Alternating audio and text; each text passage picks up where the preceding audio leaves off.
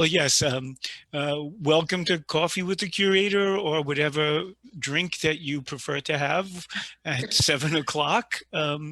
Today, we have the artists from New Visions show at the Patchogue Arts Council, Museum of Contemporary Art, Long Island. And we are being broadcast live on Facebook as well as Zoom. And we want to give a shout out to the Pat Med Library, the Patchogue Medford Library, because they too carry our feed. If not live, they'll have it recorded, depending on the episode. They come in at different times. So I want to thank you all for being here, and I especially want to thank the four artists for being here: Carla, Lori, Kate, and Mark, the artists from New Visions. This show is really I've never done anything that was so um, cued into the time. Um, New Visions, when I first thought of this as an exhibit, it was late 2018, and it was going to simply be the closing of a year of clear vision, right? As we were writing grants for the year 2020 and early 2019.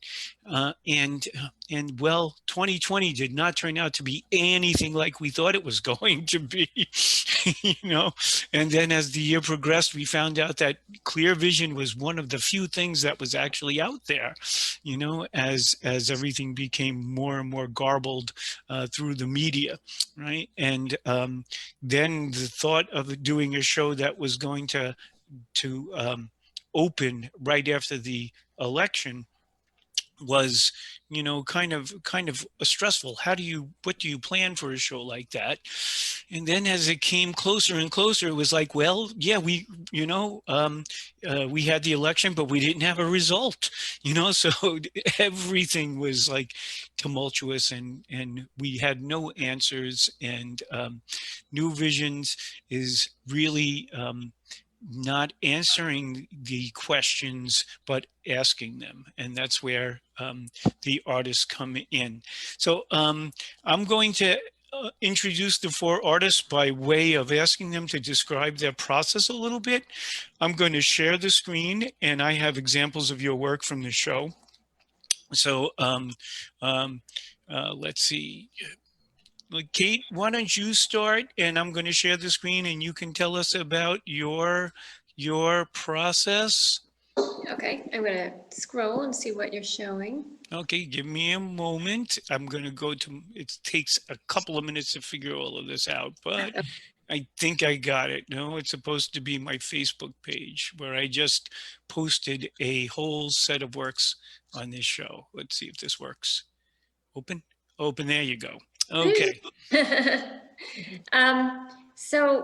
In very materials-based simplicity, my work is about sort of that beautiful combination of human and animal and the balance between the two. And so I'm working with real animal hide that I get from hide dealers that know that I'll use damaged hide for my work. So I get sort of imperfect hides, but still that have all the characteristics of the animals. And then I sculpt a human face with a model who sits, and then I put the hide that was the animal's hide back over the clay, pinning and stitching it so that it sort of reveals this human expression, but also there's this balance between the human and animal.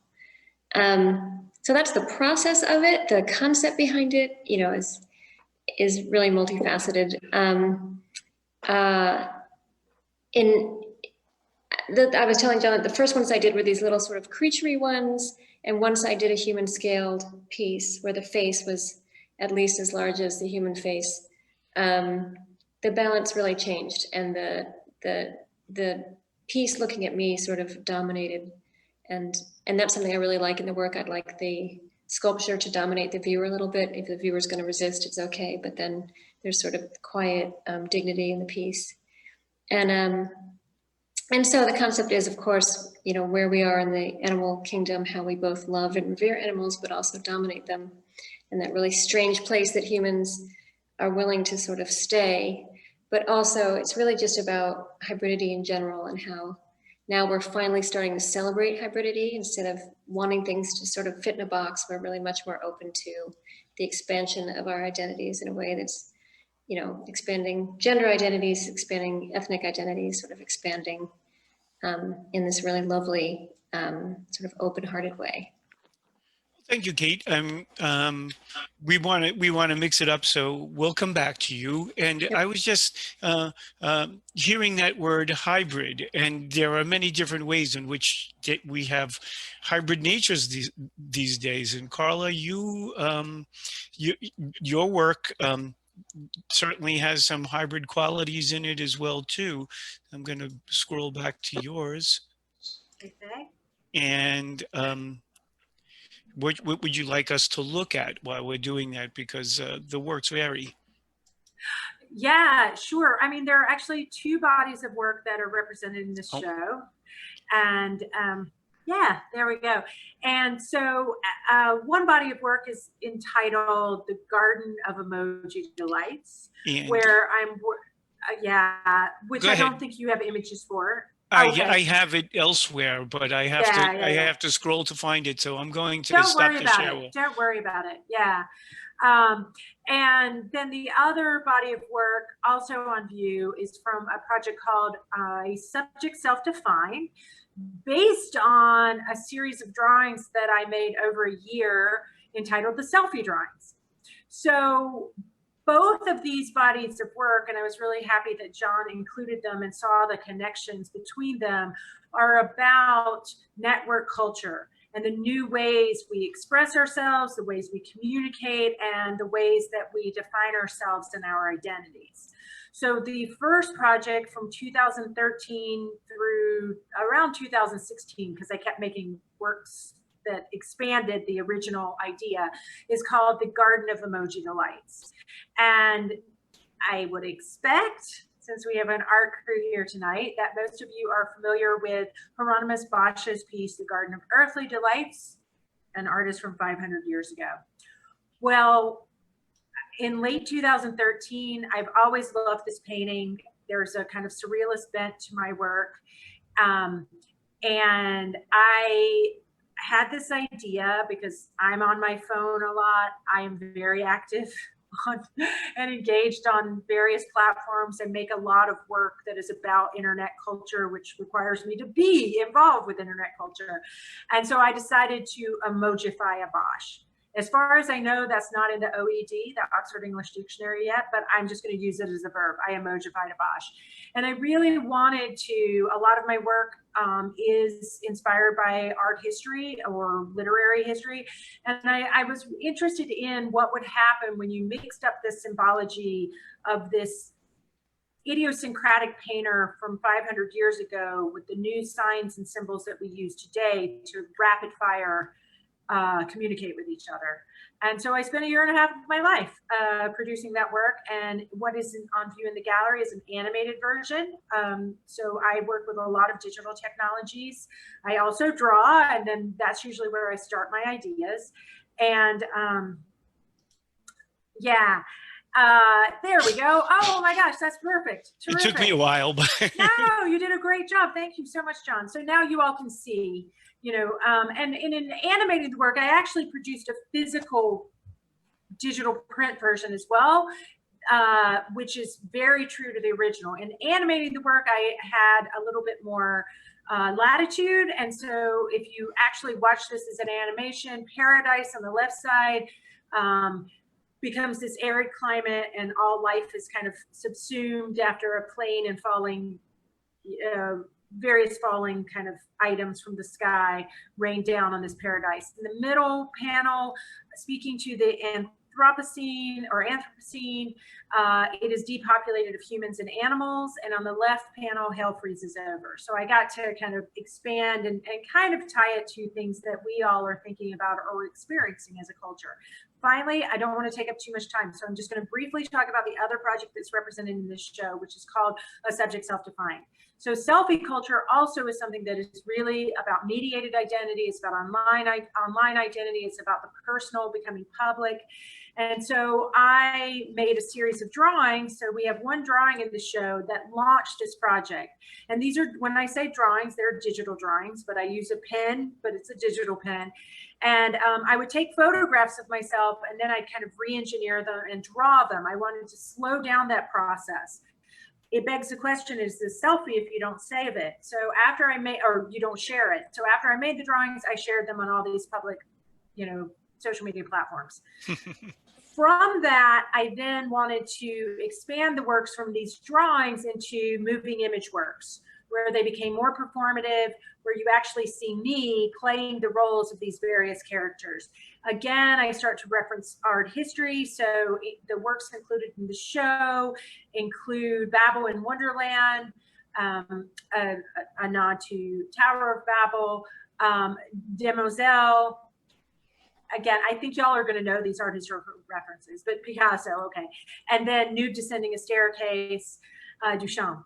And, but each of them, upon first looking at the works, you may not get those references. So I wanted to nod to those artists, but put it in the domain of contemporary culture, and particularly contemporary performative culture, and through the voice of a woman who, is speaking to objectification and subjecthood, and that's kind of line that we walk in terms of sharing our identities online. I think that's good. And they're all done with digital technology. I especially love the way that all 4 versions of you are taking pictures of the viewer in this work. It kind of doubles the image from the original painting when all of the women are looking out at the audience, but now they're not only looking out, but they're recording their audience as well too. Just before we go on, I wanted to ask about, let's see if I can do this the right way here. It's funny. I have these things on controls that tell me which way I'm going, but it's not based on where they are in the show. So it's like I move to the left and I see this work, or I move to the right and I see that work, but the arrows on the computer don't cooperate. I was noticing something about this work, and I don't know what whether this is accurate or not, but I know that every time I try to take a selfie, I feel my hand is the most awkward thing in the world, and I'm bumbling around with this hand and I'm trying to do something with it that just doesn't work. And I look here and I see, yeah, that's a mitt. That's not going to really do any fine tuning over there, that glove. Yeah, with VR, you can have all these gloves, and we're always working on technologies to kind of augment, our abilities in virtual spaces or even in physical space. And, but Kate, I think in a way, hybridity is definitely something else I speak to in my own work. And I really appreciated what you were talking about in your process and your practice, and kind of embracing that, and that it seems like as a culture, we're embracing that more. And in some ways, and John, yeah, like sometimes your hand feels like a claw when you're trying to figure out the technologies. I know that we're going to talk more about hybridity in a little bit, but I wanted to look at Lori's work, and I'm going to have to stop the share. And well, actually, no, all of your works are on this one. I went and reshot it today because they were all I didn't have them all, and then I only got some of them today. So let's see what I could do here. So Lori, you want to tell us about your work? Sure. So my work in this current series that you will see is quite different than what I've done in my past work. I generally work figuratively. My work analyzes and deals with people in society, their struggles, their situations, finding place and finding the importance of where they should be in society. So in the past, I've dealt with people, interviewed them, talked to them, and really gotten to know them, penetrating the surface of what you make judgments about people. and representing them in different ways. And because of COVID, I have not been able to go out and interview, meet people, and talk to people and see their situations. So I've turned to nature. And I am very involved with nature, always have been, and the environment. And I came across these root formations called cedar knees, and they just were captivating to me. And I have taken somewhere about 300-400 shots of these cedar knees, and they're about 6 inches in height. And they just immediately spoke to me as human form. And I have worked from a series of drawings. And these are photographs printed on drawing paper, and then I very carefully work with colored pencil and draw into them and encourage the forms to come out. And these drawings are the basis for my three-dimensional work. I consider myself a sculptor, so most of my work is sculptural. This piece you see here is a large print on gauze of one of these root formations. And I have sculpted an armature behind it out of wire and mesh, and have painted then on it with encaustic wax and dyes, and sewn in fiber and copper mesh and aluminum. So being that I usually work in sculpture, the material and the technique is as important to me as the concept that I'm reflecting. So in terms of the colored pencil work, it's really important for me to be able to manipulate the colors, the shadows, understand the lighting that's coming through in the photos, and encourage them to read three-dimensionally. Okay, well, thank you. If you're noticing Lori's, I was going to stop the share for a second so we can look at what's behind Lori, and you can see some of her works. Are they in process, the two and the one finished? So no, these are all finished pieces, and there are quite a few more around that you can't even see. Yeah, if I twist the camera way, doesn't do a very good job of showing. Yeah, right. But most of my work, you know, what feels comfortable for me is the sculptural works. So I tend to work fairly large. Some of these pieces are up to 12 feet high and about 11 feet deep. They incorporate all sorts of materials, and I have been using copper quite a bit in my work. I find it very beautiful, and in the past I used everything from dryer lint on down, and it suddenly occurred to me I had spent so much time trying to make sort of beautiful things out of ugly material that once I went to a beautiful material like copper and brass that reflected light, and you could really do different things with, I became more comfortable. I also like to sculpt in wire mesh and create a lot of shadows and do a lot of lighting effects. I've worked in theater for a long time, theater and film, and that's kind of part of my background as a set designer. well, that theatrical thing, I'm going to let Mark hasn't had a chance to speak yet. Yes. And I think the theatrical thing is the thing that would just lead us right to Mark. His work is such as that. I want to say that we prepared a few questions for the artist, and I think everybody tried to answer all of the questions on at once. So let Mark, I want to bring up some of your work, and you can take over and tell us your process while I'm looking to figure out where I am sharing the screen from. Okay, so I'm gonna, I still am in share screen, am I? No, I'm not. Okay, let me try to do that. Well, Mark, we're going to look for your work while you speak about it. Hi, my name is Mark Strodel. Now I'm a digital photographer, but there was a long time I was an analog photographer, like 30 years in darkrooms. I lived in Brooklyn, and it was a closet.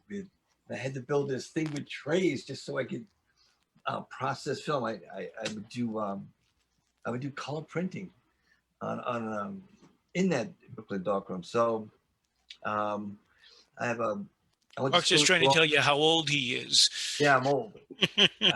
But so I spent a long time in Madison Avenue, Manhattan, and I saw this digital revolution happening. It was one night we were doing an all-nighter, and we had the biggest and best computers in the world, and it was like 86, and I saw it, and I was just like, I said, my job's over. And so it took about another 10 years before I got my first Mac, and then and one of my best friends is the head engineer at Nikon, and I would just laugh at him. I said, "No, it's still not good enough." And eventually, at about 2006 to 2008, they got good enough. And what I was always doing was masking. So what you're seeing here is a digital photograph. The guy in the suit's always me. And but the message I'm saying is that I always loved Henri Damier, the French satirist, and it basically what I saw from advertising is these massive corporations, and how little we are. We're just like this little thing, and they have this incredible power, and how clever they are at hiding. So I always thought that would be fun to show, you know. So that's why I'm always showing this corporate head. This is a monster. He gets wheeled around, and he's just like, you know, he's got no legs, and he's just like a decrepit old thing. And but he's wealthy, you know. That is, he controls a lot, and so much we can't even see it. So in this case, I also have a sense of humor. In this case, it actually is me, and he's holding a camera, which it's a 5x7 view camera. So I'm actually making allusions back to our craft. I love photography. I have in my bedroom, a whole history of analog photography. I'm just taking it to doing the same thing digitally. That's basically no difference. I have a Nikon D810, and I shoot large 36 megapixel. So I try to retain it so I can blow things up for a show. It's mostly, and I'm making collages. Mostly people in collage borrow or whatever, you know, from the screen, and it's very low resolution. I like quality, and so that's why all the images have to be mine, because that's the only way they're going to mesh up and match. You have to have integrity. Show me another one, John. Trying. I think this is yin yang, and I was walking through the forest one day, and it was this tree that was cut down. It was this log, and I saw the vines, and I went, "Oh my God, there's infinity!" It was like, you know. So I took it, and I got home, and I don't know if many of you know what masking is. Masking is the process of taking away certain parts of a photograph that you don't necessarily need. And what it allows you to do, if there's a student out there, it frees you to add in something else. So in this case, around this, oh, you can't see me pointing, but so around the log and around the vine is all masked away. And that allows me to throw these people in. And being silly as I am, I said, wouldn't it be great if I had them walking around this log like this infinity, you know, this It's a treadmill. or this balance in life. You know, every day is not going to be perfect. Every day is, you know, not wonderful. We have good days and bad days, and that's okay. You know, that's what life is. A process. It's about learning. It's about getting up and getting down and getting back up again. And you know, no day is ever perfect. Another one, John? Well, that's going to take a couple of minutes because that's in the other set. I went back to. Okay. I don't know what happened. I tried to get them all on one, but I left some out of each. So I have to stop sharing the screen for a moment. I don't know if I should or should. Otherwise, you have to look at all my dirty laundry in Facebook, which I really don't want to share with you right now. So I'm going to spend a minute and go and look at the other ones. Let's see if I could do this. And by all means, you guys can continue talking while I'm doing this. Mark, I don't know how much I said. So, but I also do watercolors. And you probably don't want me to get into that, but I'm not just specifically, digital. After like years and years of doing this, actually I could do a share screen, right? Okay. You might be able to if Beth is there to help. Um, I'll okay. be there in just a second at your other images. Just give me 1 second. I'll change the sharing for you so you can do it. So I get really tired of sitting at a computer, because even the best part of what I love doing is going out and shooting, because I get to see people. And part of COVID is I can't.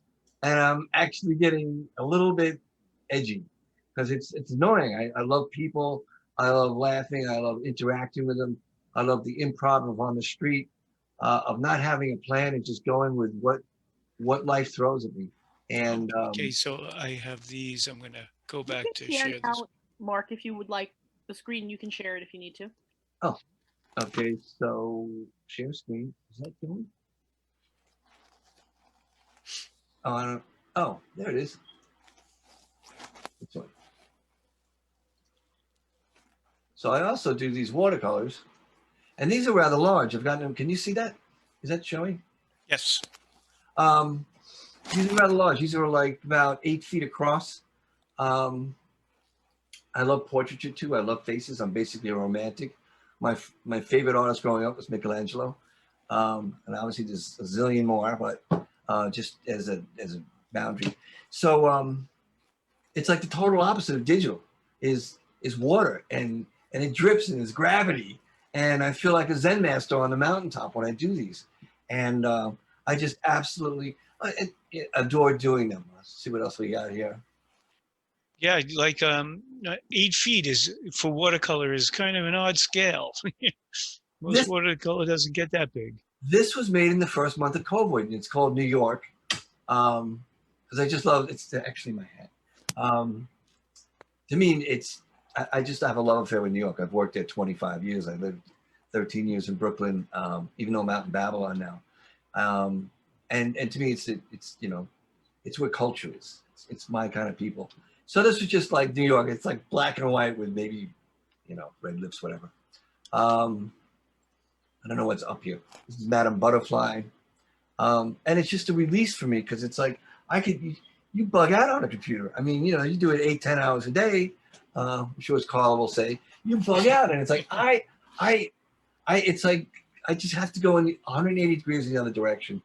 So I also do these. And because I would also get, I don't know if Carla feels this, but my digital work, people would say, you used an app, it's a button. And I was like, I would get offended. It's like, no, you have no idea. I've gotten that so many times. I just have to, yeah. I've gotten that so many times over the years, and it's not true for one, but yeah. You can unshare, but yeah, Beth unshare it now. So let's stop share. So and it would upset me. I was like, no. But it all worked out, because I mean, I would see a Winslow Homer show or a Singer Sargent show, and it was like building up this go back to watercolors. What are you waiting for? And so eventually I did, and I'm so glad I did, because it's like this perfect balance within my life. I mean, I love doing digital. It's great, but it's you need to like balance it out. It's just like so nuts. So, nothing. So part of putting this show together was the idea of looking at what is the newer technologies that are being used and some of the older ways of working. And Lori showed us the colored pencil and the working with the ephemeral sheet material. But why don't we take a look? Kate is in her studio, and on the opposite end of the scale of working with a high technology, we have total hands-on work with Kate. So why don't we take a look at what she has? She has a little. She can show us a studio now. So you're going to do that. I guess we're just gonna pin you, and then you're going to show us your studio, right?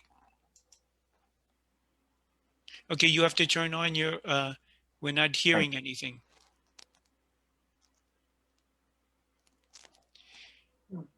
Okay, you're muted. I think that's Okay, I'm back.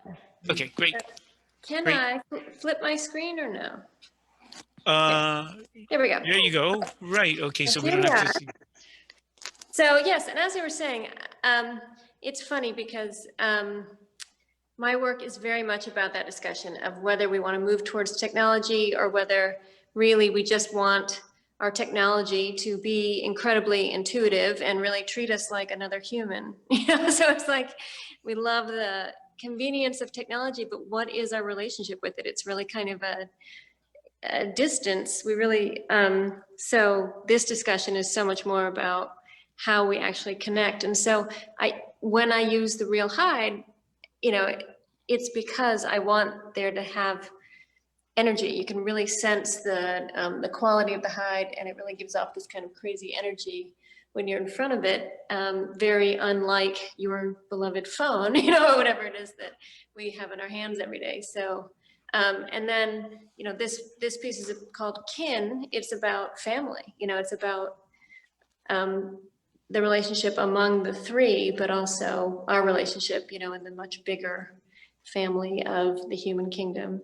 So yeah, these are huge. They are about confronting the real animal and then having it reflect our face, with all the features, staying animal, but all the oils and pores still really reflecting us. So yeah, and it's all very hands-on work. I do it all myself. There's really no technology involved.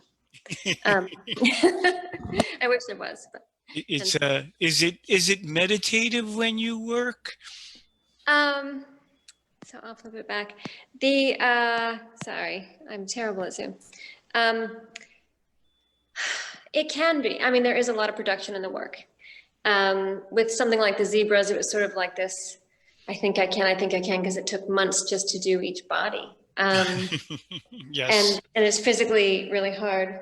But yeah, there's plenty of production work. There's so much discovery when you're mounting the animal itself, like following all the patterning and having it all come together. And then I have a model sit, so I always have someone in the studio with me when I'm doing the face. So that adds a little sort of extra energy, sort of creativity in that part of the work. But no, it's frustrating. It's, it's no, I never make one and I'm like, well, that was easy. There's Yes. always a lot of sort of resolving each piece. In a way, we are similar in that. Now, I don't know, you've been staying towards the front of your studio. Can you go towards the back, or are you limited? Oh, no, I can go anywhere, but I'm not going to show the back because that's my space where No, Bully. I just Bully? wanted, yeah, I just wanted to show Bully because Bully was a piece that we were going to have in the show, and I was so excited about getting this big piece in the show that I didn't realize that we couldn't fit the base into the studio, into the gallery, right? The sculpture would have fit, but the base couldn't fit. Now, when we think about timeliness, I was thinking about this piece and how we have this kind of, this aggressive, passive relationship going on between these two creatures. And we have a bully. And I was thinking how when I had first looked at this piece, I wasn't really paying too much attention to the timeliness of it. But as it got close to the election, and I was like, I was almost relieved that we didn't have Bully in. Yes. Although this is a much simpler standard relationship than the complicated relationship we have with our government right now. But yeah, I know. Hopefully in every direction in the art world, in every, in all of our making, our creativity can open up now. Everything can just sort of open in a positive way. Right. Well, I think, mostly the pieces that are in the gallery now are more tranquil. And, Yeah. Kate's pieces run the range of human emotion, right? So I thought it was important that we did take a look at something that was moving in another direction. And you seem to be a natural with that selfie. Like, how you doing that, right? So thank you. I wanted to I wanted to go back to Carla for a little bit because, you know, your work, you've only really touched upon some of the things that you've done in your work. And since we've all been sharing more, you know, you have like, you know, the I can't even describe what it is, but it's like that online presence. You know, would you like to tell us a little bit about that? Sure, sure. I do want to speak to one comment that you made, Kate, where you were like, oh, this work is made with no technology. The human brain is, and I know you were saying no technology, meaning no digital technology, but the human brain, which we still have not been able to reverse engineer, is one of the most incredible technologies that is out there today. And true computers can compute. They can solve a problem much faster than a human can. But our capacity to kind of see and react to the world and learn from the world in so many complex ways and to make art about it is really phenomenal. And in my own work, one thing that I've been employing in my practice in the past year and a half is I've been working with an artificial intelligence, machine learning platform. And the platform I use is Playform. And although that doesn't speak to any of the works in the current show, things that I was thinking about in those works are extended into this practice now of working with an AI. But the platform is run by a computer scientist who runs a lab for art and AI, and he foregrounds the artist part of that. And just like a photographer, Mark, we curate too. So if we're working with a camera or if we're working with an artificial intelligence, we still as humans are the ones making the aesthetic choices, the conceptual choices, the emotional choices, and we're still curating. And so we still are a really profound technology, so to speak. Yeah. And so I've been working with digital technologies for over 25 years now. So that's how long ago I got those 2 painting degrees, a BFA and an MFA back to back. And never have I lost sight of the fact that, the human experience, but more importantly, the biological experience, we are amongst the animal kingdom, and nature and, this whole organic environment in which we, all share reality for the most part until we get into politics. Then the realities kind of break down, but is really tremendous.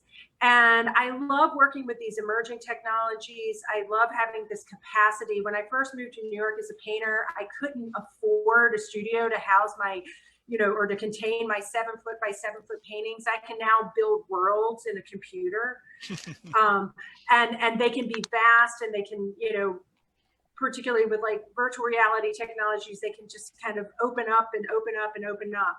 But I, in my practice, always kind of create a project where I have physical works like drawings or prints, and then I have videos, and then I have more interactive works like virtual reality or augmented reality. And it's really important that almost every project I've produced in the past 20 plus years has included a series of drawings, something that instantiates my ideas in the physical world, that you can pick it up and kind of interact or let it resonate with you or not.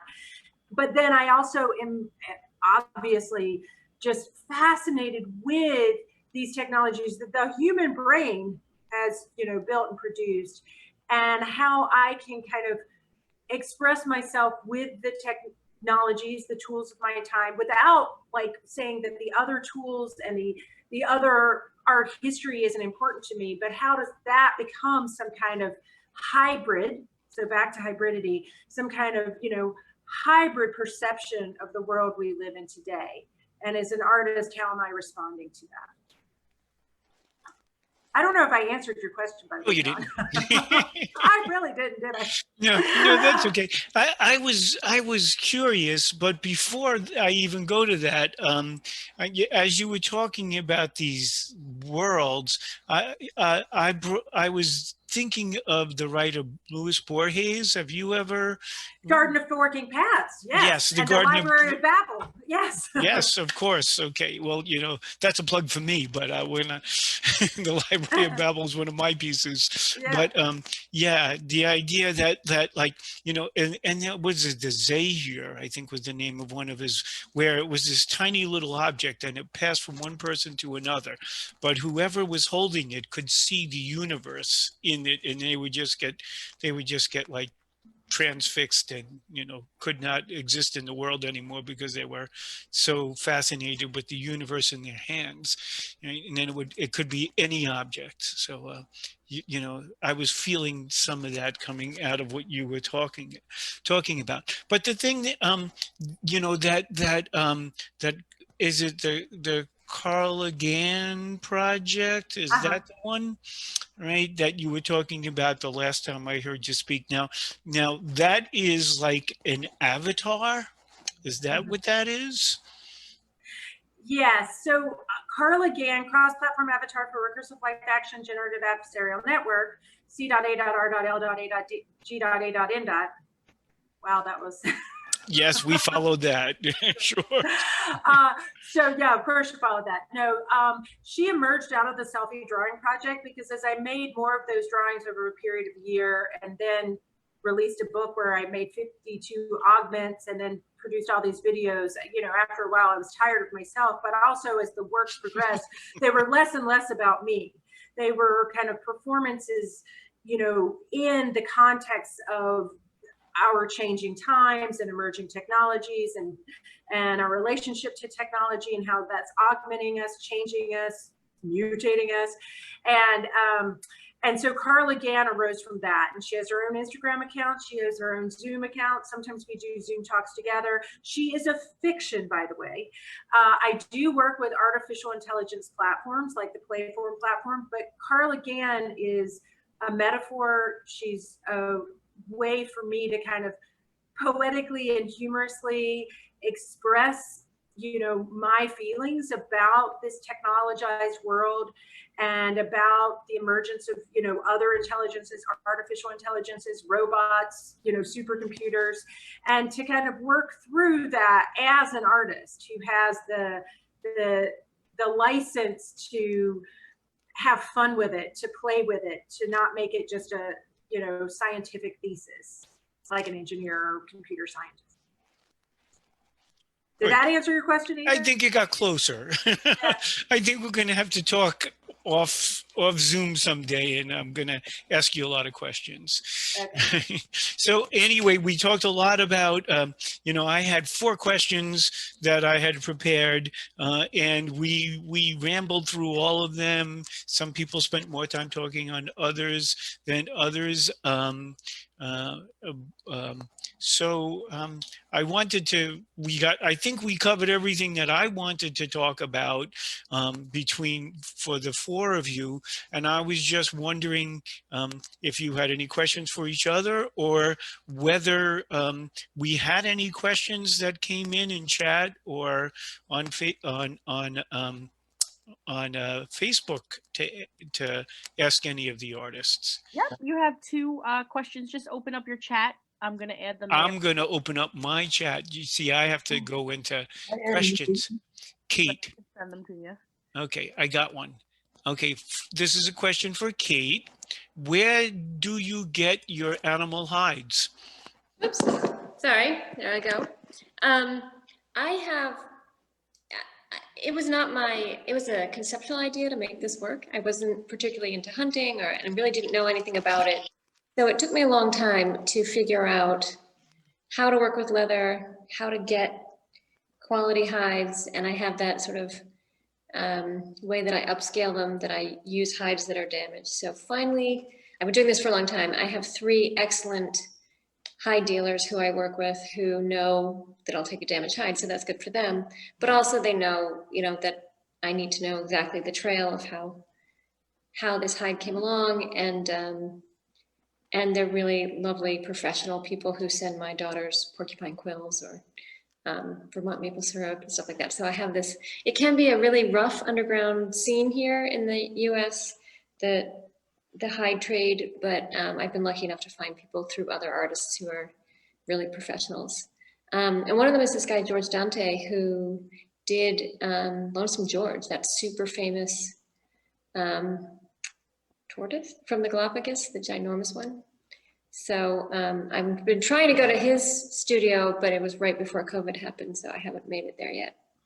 But I've learned to have perfect paperwork and to be very careful about the hides, because I ship them internationally, and I need to know that I'm not loose at all about how I work with the animal hides. So I have a question from this. I can see how someone like Carla will gradually move into digital platforms. From painting, that's something we can follow. But like, how did you first start working with? Yeah, I mean, you said you weren't fascinated. It wasn't an interest of yours, like early on. But all of a sudden, there's hides in your work. How did you get there from whatever came before? It just all came together. I was in grad school in Michigan, so I was able to go to a taxidermy shop and see what it was. But I had this concept. I was doing a sculpture about what made our faces communicative and all the features that, came together: the clear skin, the whites of the eyes, the eyebrow. Every single part of our face is there to be communicative, and animals really didn't evolve that way at all. Some, but nothing like what we did. So I was approaching it in a really science-based concept, and I did some really awful work, like little caricature-y, crazy things. And then when I really hadn't studied the process of sculpting the face, and I really hadn't worked with leather, so it did take my whole thesis year to figure out how to make a piece that communicated what I wanted as the concept. But yeah, I don't recommend it. Animal hide is incredible. It's unlike anything else. You could never make something as beautiful as these beautiful hides I receive. But it's not an easy material. It's not easy, and it's not easy to get, and it's not easy to ship. So there's a lot of drawback. Okay, thank you. There was another question, and this is one for all of you, and it's a little bit lengthy, so pay attention, and I will read it to you. It looks as if all the artists here are examining on different levels what it is to be human in the 21st century. What does each artist think the role of introspection is right now? Can introspection fit into the digital world? Okay, so Mark, would you like to begin with some introspection? Yeah, absolutely. I think that's so funny, because I'm going to say it. I'm an older artist, but I think as you study art, you see themes that go on timelessly, and that's why I never get into Trump caricatures or specific things about today. I ideally would like them to apply 100 years from now. So I use philosophical terms like introspection, irony, which are timeless themes, and they'll never die. And it will keep your work relevant. It's because I couldn't even imagine a painting of Trump. Excuse my politics there, but it's just but it's unnecessary. You could still be relevant and just talking philosophical terms. And I don't know. I think it's what I do, and that's why I love Damier's work. I don't know the politicians that were going on back in France in the 1840s or whatever during the French Revolution. Well, let me tell you, Yeah, there was a lot. but you get it from the caricature. It's there, and they're wonderful. And I think, so that regardless of what technique you have, what process you use, whether you paint or draw or work digitally, the concepts are still the same. The narratives are still the same. Nothing will ever change. They're just using a different brush. That's it. That's interesting. One of my most profound experiences in art was looking at Guernica. And I know that you guys are supposed to be talking, but I'm going to share this. I was looking at Guernica, and I had seen it as a young person in New York, but now I was in Spain and I was looking at it in its home, and I had known the whole history. Now I knew a lot about Guernica and the history and how it fit into the 20th century, and even into the 21st century with the Iraq War and shock and awe being blitzkrieg, but there I was standing in front of this painting, and I just backed up. And I'm getting chills already. As I backed up, I walked as far back as I could to take it all in. And then I sensed the wall behind me, and I turned around, and it was Goya's Disasters of War, which was about, 120 years earlier. So the themes just don't go away, which in Picasso's work, he's giving us his most angry painting ever, and it's about human experience, and he creates it in this stable triangle. So it's like, this is what's going to be forever. It's like that was what I got out of Guernica. Well, enough about me. Lori, what about you? I mean, what you're saying really resonates with me. And as well as what Mark had said, I'm a Damier fan. My past sculptures that dealt with people really reflect those kind of almost caricature-like forms. But this current work, it stems from historical reference. So I'm going back to people like Francis Bacon, and to imagery from Rodin, The Gates of Hell, the Bergers of Calais, and getting those emotion and feeling of despair, and just kind of tapping into that human emotion. And I think those things are visible, especially in my Exodus series drawings, where it seems like hordes of people trying to find sanctuary, basically traipsing through deserts or different lands and trying to find place. And I think these kind of ideas, whether it's happening now in ideas of immigration and struggles people face now, or things that happen throughout history, the same wars and the same persecution goes on and on through history. And I think those things are present now. And I have a feeling that I tap into other people's emotion, other situations, and the misery that's going on in this world. And I try and reflect that in the work. Although it's not necessarily happening to me personally, I just somehow feel bonded to that. Thank you. Would either of you, Carla or Kate, want to respond to that question? Back to the role of introspection.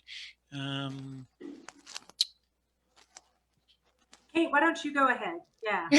I've talked a lot, but I'll just say, in response to what Lori and Mark have said, I agree. I mean, like, that is sort of the idea of artwork, that it can be timeless and relevant at any moment that you're viewing it. And I know with my work, people really want to go to mythology, or they want to go to some futuristic hybrid. And I always say, but right now, this is a moment where our relationship with the natural world is so precarious, it's this really strange thing that we just push through without carefully considering how intertwined everything is. And so I do think that it has a lot to do with humanity right now. I mean, animals would be fine if we left, and we would be a completely different species of all animals left, so I think that I do see that thread among all the artists in your show about sort of dealing with humanity and trying to face it a little bit. Well, thank you. I think when you look at one of your pieces, right, you can't help but realize that, like we as humans are, it's easy to just say animals, but part of the natural world, and we cannot explicate ourselves from that in any way. We can't survive without nature, So when I look at your works, I get that feeling. I feel like, we try our hardest to ignore it, or many of us do anyway, but we can't. We have physical bodies, and they aren't Right. going away. Primal. We're primal, we're intuitive, right? And it's like, and that's the fun role of the artist, to just make the suggestion and then let people sort of deal with the suggestion that there is that connection. Can I say something to Kate? Sure. When I see your work, and I've never felt this before, I just want to hug them. I just want to hug them. And it's you. It's your personality in there. And it just that hair. The hair freaks me out. And it Well, but it's your personality. And it thank comes you. through. And it's People, Yeah, bully. That's because we're not showing you bully, right? resist the work, but they also connect with it. It's that sort of back and forth of resisting and then spending a minute and then finding meaning in it. So thank you, Mark. I appreciate that. Yeah, what I was fascinated about is, like you said, you shave them, right? And it's in the shaving of the hairs off the face that you're revealing the emotions. It's you really do look at them, and they capture, they feel so natural. eyebrows. Yeah, they feel so natural. Well, Beth, was there any questions from the Facebook world? Nope, nothing else. Just what I sent you. That is it. Can I share? I'm gonna go check one more time. Can I share a digital new image? It's mostly for Carla, but actually everyone. Okay. Sure. You'd have Let's to. go.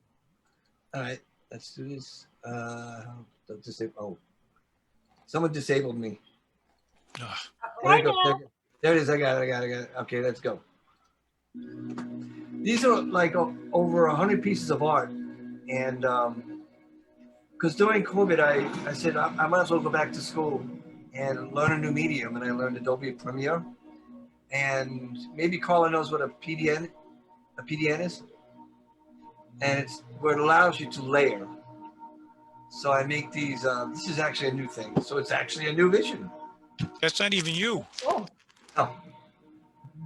But this is what I started with COVID, and because I wanted to see how far I could take digital without having all like Carla's.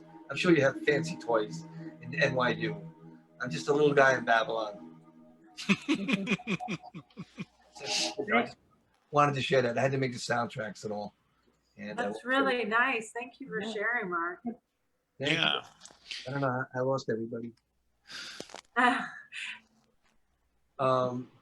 Do I have to Just click unshare? on gallery view, yeah, and then share. What do I do? I look somewhere here. Unshare at the top. It should be at the top of your screen to Oh. unshare, and then click on gallery view, and you'll be able to see everybody. Oh, maybe this way. No. You see, we let Mark take over, and now it's just like. There we go. Okay, good. Sorry.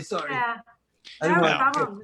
I really. but I wanted to appreciate that. show because I was very interested with what Carla was doing, and so during COVID, I actually, I could do this, and it was Yeah. insane. It was like literally 100 pieces of art, and I had to just layer them and connect Yeah. them. And just, So Lori, you said your work was affected by COVID, in that you would interact with people more, in the making of your pieces, and now you weren't able to have those interactions, right? So has anybody else felt like their work was changed by COVID? I'm just wondering if I could show some images of, I've done about 35 of those colored pencil drawings. along with a number of sculptures. And basically I started as of January, more towards March, but of this year, and have really come up with a huge series of pieces that are so connected to COVID and so connected to being isolated and, having this feeling of having to deal with nature as opposed to dealing with people, which I think a lot of people are feeling. So I don't know if I can show any of those drawings. I think what you showed one of the drawings, Mark. I don't, John, excuse me. A couple, but I don't have a problem with that. If we can spend a couple minutes if no one else minds. While you're setting that up, I'm just going to ask Carla and Kate, did you feel the experience of COVID changed your work at all? And Lori, you can set that up. Can I go into screen share? That's Beth's call. Yes, you should be fine. Go ahead. Okay. Let's see. I'll just say certainly, yeah, it definitely affected me. And I don't want to assume this, but I would imagine most artists, we tend to be empaths. Yeah, it had an extraordinary impact in terms of, I tend to have a kind of high production rate. I make a lot of art, and being stultified, like how can you even make work in this moment? So. Okay, thank you. Lori, are you ready? In about 2 seconds. Here,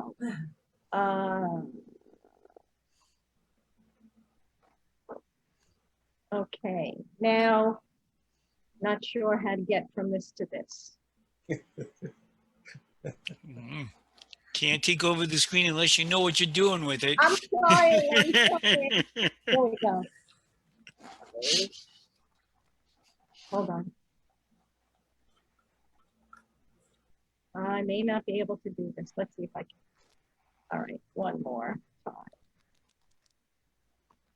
This is not your home. I think I'm done for. You got yourself into spot. So the thing to do is just to bring up your website and shrink it down to the bottom, share the screen, and then call it up. And then that's a good way of getting it.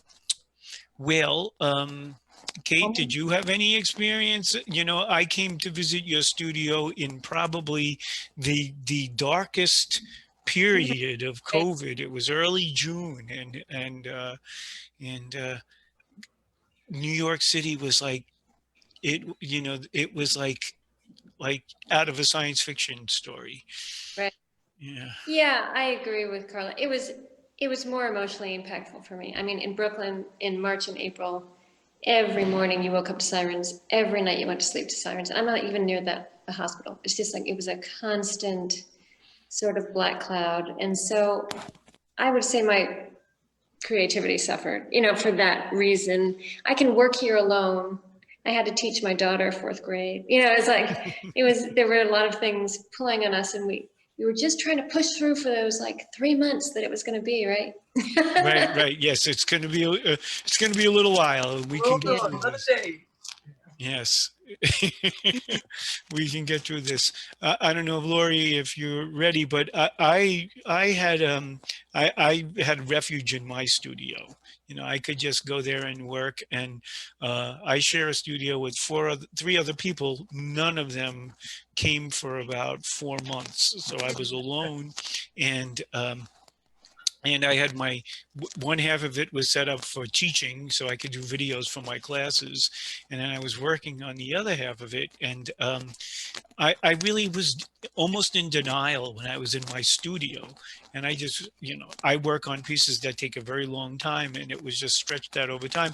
So I called it my COVID piece, but it really wasn't. I made it from April to August, but it really had nothing to do with COVID. And then the next piece I made, it just would not I could not it would, you know, it wouldn't do what I wanted it to. It just did whatever it wanted to, and I had to finally admit that it had power over me. And that was when I felt like I had made a COVID piece, when I had finally given up and just accepted the world as it was, and my sculpture as it was. Okay, so here are some of Lori's pieces. Okay, so this first one that is actually in the show is called Support. And you can basically see these human forms that are encouraged to reveal themselves from these root formations. So I'm just going to scroll down. This piece is also together, is also in the show. Mark has a thinker in this show. Mm-hmm. And here's a detail from another one. I'm like very influenced by my mentors are Da Vinci and Michelangelo in terms of drawing. So I study that a lot as well. Here's a few more. I think the reference to Rodin was very interesting. They are very Rodanish. Yes. Yeah, the idea of, like, you know, I mean, his pieces have such, you know, powerful gestures. Organic. Yes. And it's also just getting those gestures, the movement, the body language, and through that portraying emotion and anguish. This piece, Pilgrimage, here just shows the groups of people, you know, through these root formations. And this piece here, Mother Earth, is another piece that's in the show.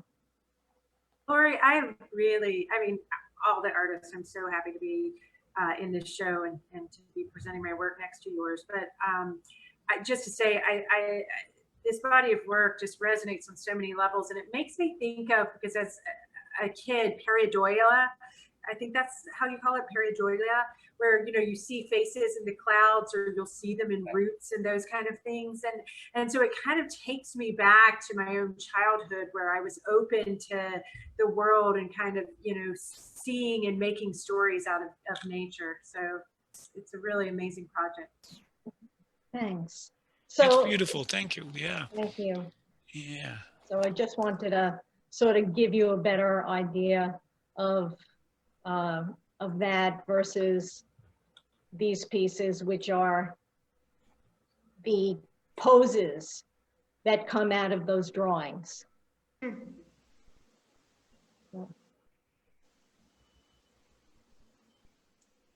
And then these much darker pieces that come out of those.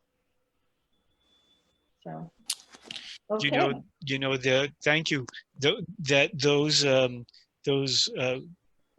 Those trees are in a very special place, and apparently they're the only ones on all of our island, Long Island. I don't know if anyone knows of any others, but they are in the Bayard Cutting Arboretum, and they're cypress trees that live right up against the edge of the shoreline. And I think it's for aeration. I'm not exactly sure, but they send up these, from the roots, they send up these gnarly objects, which you can see in her works.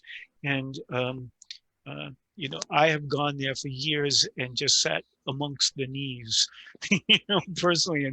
And then she did these drawings, and I said, oh my gosh, you know, like, you know, it's like, you know, people who can resonate with those knees. It's an interesting concept. And Laurie, I always love work that's about transformation. I think that's among all the artists that I sort of admire the most. That's the quality that I love. But I like in those pieces in particular, something that I find all the time, like I'll get a hide and I'll have an intention, but the hide is controlling me much more than I want it. You know, like I just have to let it take me where it's going to go. And it seems like the roots sort of offered you these new forms that you might not have come up with by yourself, you know, Yes. sort of challenges, but also sort of rewards, you know, that you would let them sort of show you this incredible form. Right, and as you look at the images, first of all, when I'm taking pictures, I'm looking for certain things. And as I go through, I go back now, and I've shot them so many times that they almost like have personalities to me, each one of these routes, which is a little weird. But, and then when I take these drawings, it's hours of looking into them and coaxing out images, because if you do them too quickly, they become cartoony in a way. And if you spend long enough, you see these like classic images within the photos that that form as you keep looking, and slowly bring them out. So Slowly emerges.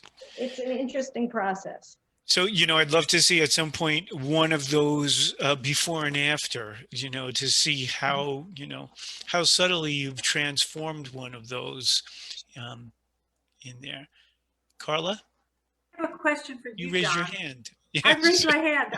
Yes, I am still in 4th grade.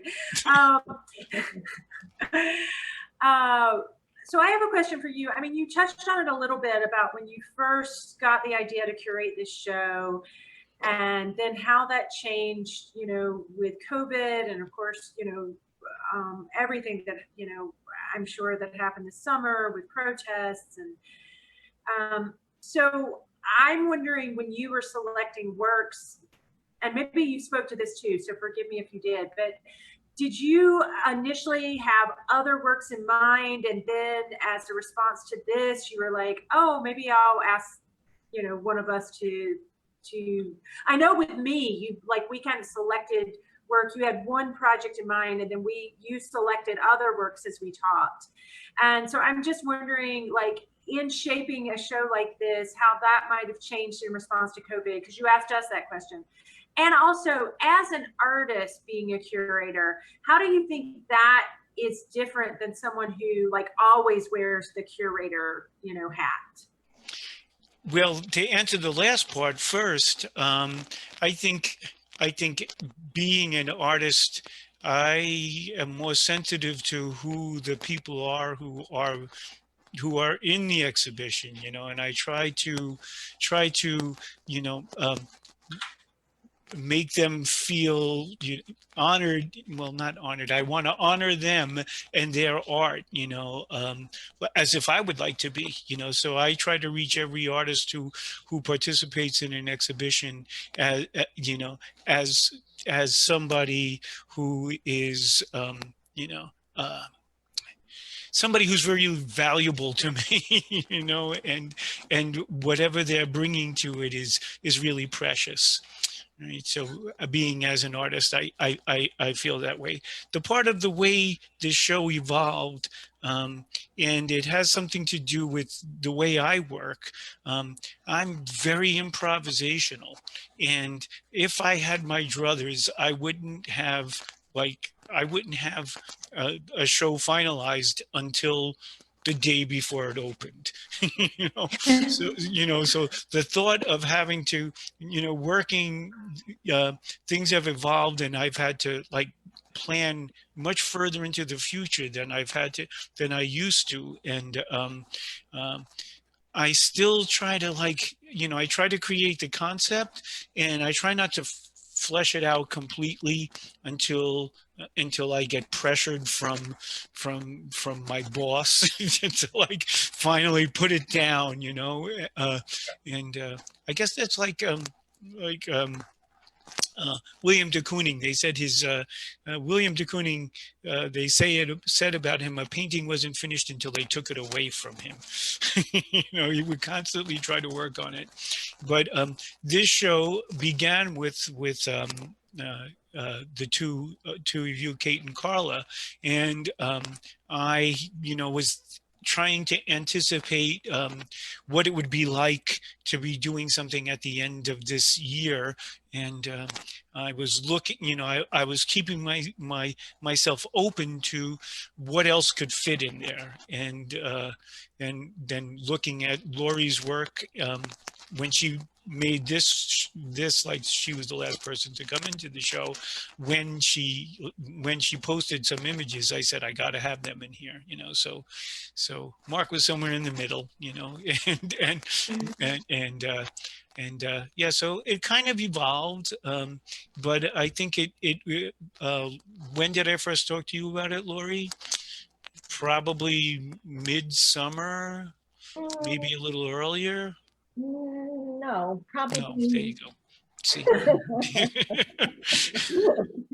I'm gonna get in trouble now. No, that's okay. I think it was more late summer, but that's Late summer. Okay. Well, you know, COVID time is a strange time. COVID time has been very strange. Some things feel like they were yesterday, and other things feel like they were 100 years ago. Right. You know, it's a. I can remember that day in March when we were all, okay, everything is closing. You know, as if it was yesterday, and it was like so long ago. And who said it was going to be 3 months? You know, we can Kate said it was going to be 3 months. We could wait it out, and well, we're actually having to evolve more than anything else. And I think that was something that I had in mind, was that, like, you know, New Visions wasn't going to answer anything, you know, that we, you know, we just had to experience it, you know. So so it's about asking the questions and moving forward in wherever they take us. a good place. Well, I thank you all for being here. It was a lot of fun, and thank you for putting up with me for inflicting myself upon everybody. Thank you so much, John. Yeah, Okay. thank you. And That thank was you really everyone nice. else.